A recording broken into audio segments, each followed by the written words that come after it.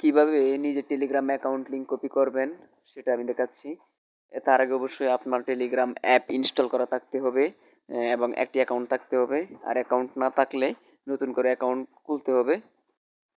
তারপর আপনার মোবাইলে এরকম টেলিগ্রাম অ্যাপ শো করবে, সেই টেলিগ্রাম অ্যাপের উপর ক্লিক করুন।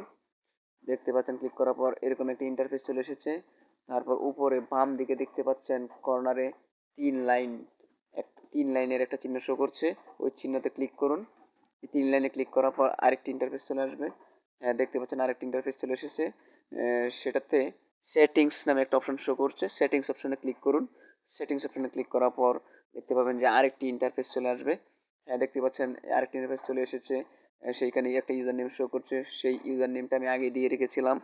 তো আপনারা সেটাতে ক্লিক করুন। ক্লিক করার পর দেখবেন আরেকটি ইন্টারফেস চলে এসেছে। সেই ইন্টারফেসে আপনি ইচ্ছা মতো আপনার ইউজার নেম দিতে পারেন, তবে অবশ্যই শর্ত হচ্ছে 5 ক্যারেক্টার বা তার বেশি হতে হবে, এবং কারো ইউজার নামের সাথে মিল থাকতে পারবে না। যে পর্যন্ত অন্য কারো ইউজার নেমের সাথে মিলে যাবে সে পর্যন্ত আপনারটা অ্যালাউ হবে না। আর যদি আর যদি অ্যালাউ না হয় সেক্ষেত্রে আপনাকে বর্ণ অথবা নাম্বার চেঞ্জ করতে হতে পারে।